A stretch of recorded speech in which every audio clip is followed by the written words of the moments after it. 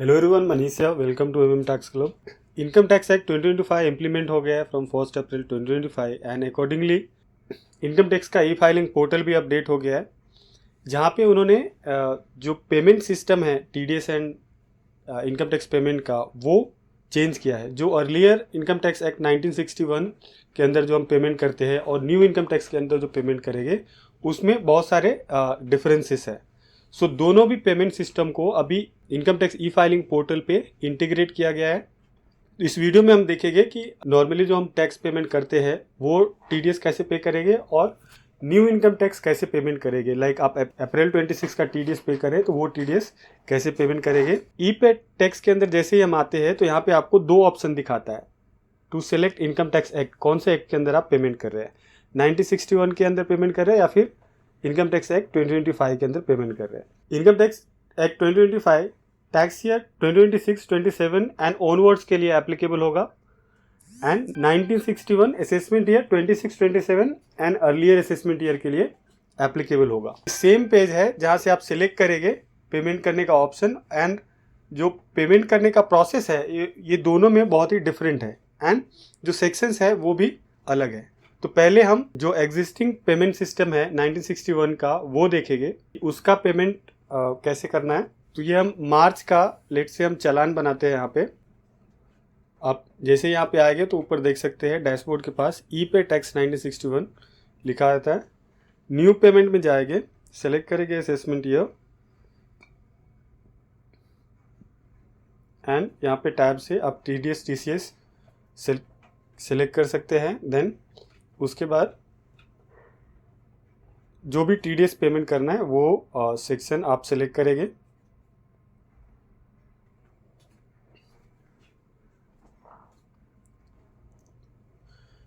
Then आपको major head select करना होता है, ये कॉरपोरेट है या अदर देन कंपनी है तो वो सेलेक्ट करेंगे। देन जो भी आपका टैक्स अमाउंट है and other details tax details है वो आप डालेंगे एंड प्रोसीड करते हैं तो आपको पेमेंट ऑप्शन पूछता है। बहुत सारे पेमेंट ऑप्शंस है, net banking, debit card, payment at counter, NEFT, even आप जीपे से भी पेमेंट कर सकते हैं। यहाँ पे हम नेट बैंकिंग के थ्रू पेमेंट सेलेक्ट करेंगे।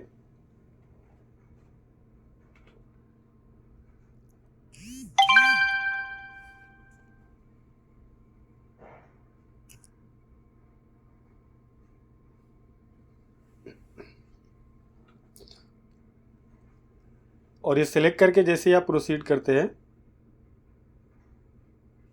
तो आपका चालान यहाँ पे जनरेट हो जाता है। नाउ अभी हमें पेमेंट नहीं करना है तो मैं पे लेटर कर दूंगा। पे लेटर जैसे ही करते हैं तो ये सीआरएन नंबर आप देख सकते हैं, सीआरएन नंबर जनरेट हो गया एंड ये चालान आप वापस जाके पेमेंट कर सकते हैं।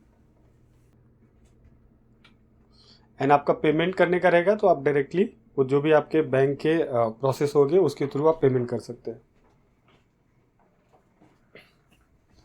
वापस अगर ईपे में आते हैं तो जनरेटेड चालान में आप वो चालान देख सकते हैं जिसे हम एक्शन के अंदर से पे कर सकते हैं।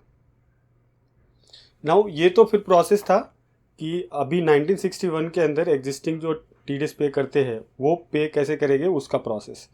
नाउ इनकम टैक्स एक्ट 2025 के अंदर जब हम टीडीएस पेमेंट के लिए जाएंगे तो जो डिटेल्स है वो पेमेंट करने का वो सारे चेंज हो गए हैं।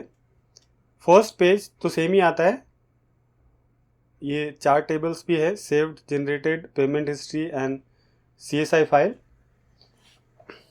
यहाँ पे आप देख सकते हैं 2025 के अंदर आएंगे तो ई पे टैक्स 2025 आपको ऊपर लिखा हुआ आएगा। नाउ इसमें जब हम न्यू पेमेंट पे जाते हैं तो टैक्स ईयर यहाँ पे सिलेक्ट करना है। ये पेज चेंज हो गया है, जो प्रीवियस इनकम टैक्स एक्ट था उससे, क्योंकि वहाँ पे बहुत सारे सेक्शंस थे अंडर पे टीडीएस टीसीएस के अंदर, एंड क्योंकि इसके सेक्शन चेंज हो गए हैं तो यहाँ पे उतने सेक्शंस नहीं हैं। टैक्स ईयर आपको यहाँ पे सिलेक्ट करना है, वहाँ पे असेसमेंट ईयर सेलेक्ट करना होता था। नाउ नेक्स्ट जो पेमेंट आता है, नेक्स्ट जो पेज आता है उसमें आपको मेजर हेड सेलेक्ट करने हैं जो कि प्रीवियस पेमेंट प्रोसेस में भी था। नाउ यहाँ पे एक एडिशनल डिटेल आपको सिलेक्ट करना है, रेसिडेंशियल स्टेटस ऑफ डिडक्टी। तो जो डिडक्टी हैं उनके रेसिडेंशियल स्टेटस भी आपको यहाँ पे सिलेक्ट करना पड़ेगा, रेसिडेंट है या फिर नॉन रेसिडेंट है डिडक्टी जिसका आप TDS डिडक्ट कर रहे हैं। तो ये एक एडिशनल रिक्वायरमेंट यहाँ पे आ गया। नीचे नोट है, चाहे तो आप ये नोट पढ़ सकते हैं। देन ये दोनों ऑप्शन सेलेक्ट करने के बाद हम कंटिन्यू करेंगे, एंड जैसे ही कंटिन्यू करते हैं तो यहाँ पे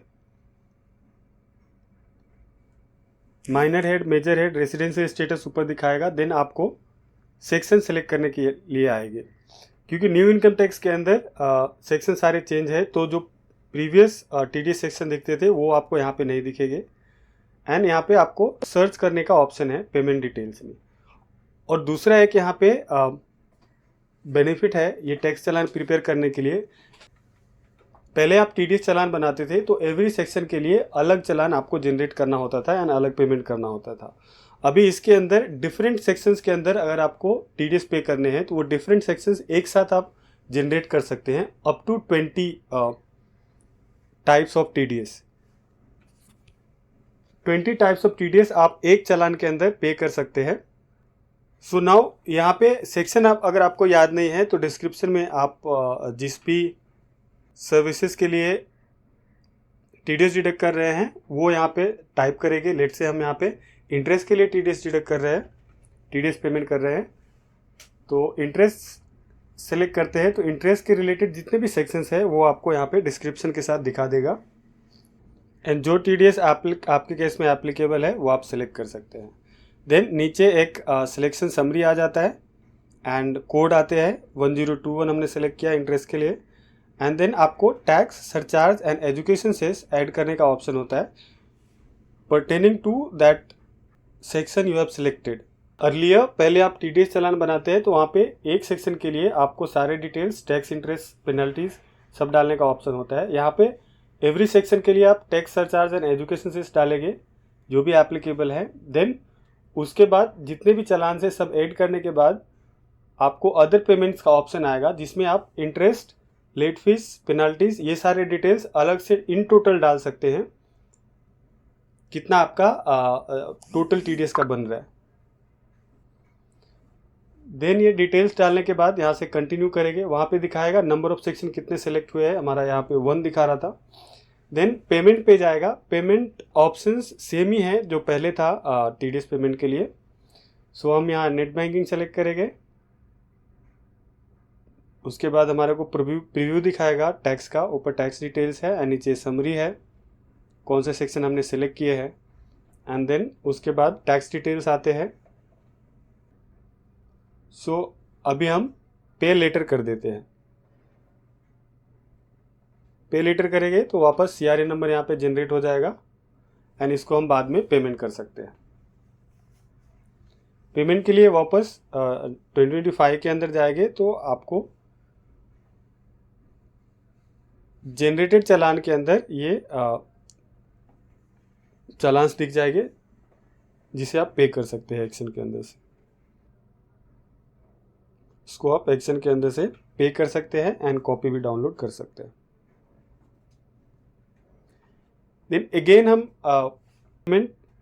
इनकम टैक्स एक्ट 2025 के अंदर जाएंगे एंड मल्टीपल सेक्शन सेलेक्ट करके देखेंगे कि ये कैसे चालान जनरेट होता है। सो ये हम न्यू पेमेंट में यहाँ पे आ गए, टैक्स ईयर सेलेक्ट करेंगे, TDS में जाएंगे, देन मेजर हेड सेलेक्ट करेंगे, other than company and residential status हमने सेलेक्ट किया, कंटिन्यू करेंगे एंड देन यहाँ पे डिस्क्रिप्शन डालेंगे। लेट से हम यहाँ पे कॉन्ट्रैक्ट डालते हैं। तो कॉन्ट्रैक्ट के लिए आपको जो इंडिविजुअल है एंड नॉन इंडिविजुअल है उसके लिए अलग अलग सेलेक्ट करने पड़ते हैं, अलग अलग सेक्शंस है। सो यहाँ पे हम contract, TDS on contract for other than individual and HUF select करेंगे एंड उसका हम यहाँ पे अमाउंट डाल देते हैं। लेट से 100 रुपीज़ हमने उसके लिए डाल दिया कॉन्ट्रैक्ट के लिए। देन हम किसी दूसरे TDS सेक्शन लेंगे, लेट से TDS ऑन रेंट हम ले रहे हैं तो यहाँ पे रेंट सर्च करेंगे and rent other than machinery हम यहाँ पे ले लेते हैं। इसके अंदर 200 हमने TDS डाल दिया। एंड ये ऐड कर लेंगे। एक और कोई TDS ले लेते हैं, कमीशन एंड ब्रोकरेज लेते हैं एंड यहाँ पे हम 300 TDS डाल देंगे एंड ऐड कर देंगे। अब जैसे ही नीचे आते हैं तो तीनों अलग अलग सेक्शन का जो TDS है उसका समरी आपको यहाँ पे दिखा देगा, कौन से सेक्शन में आपने कितना TDS दिया है। एंड उसके बाद डिटेल्स ऑफ अदर पेमेंट्स में आप interest, late fees, penalties, other payment डाल सकते हैं। एंड कंटिन्यू करेंगे तो आपको टैक्स अमाउंट टोटल दिखा देगा, तीनों सेक्शंस का टोटल कितना था एंड जो इंटरेस्ट आपने अलग से डाले हैं वो सारे डिटेल रहेंगे। बाकी सेम ही प्रोसेस रहेगा, आप प्रोसीड करेंगे, पेमेंट ऑप्शन सेलेक्ट करेंगे एंड उसका पेमेंट करेंगे। सो ये है न्यू वे टू पे the TDS and TCS from tax year 26-27। I hope ये वीडियो हेल्पफुल रहेगा। अगर आपका कोई क्वेरी है इसके रिगार्डिंग तो आप कमेंट बॉक्स में लिख सकते हैं। Thanks for watching. Please share this video and subscribe my channel.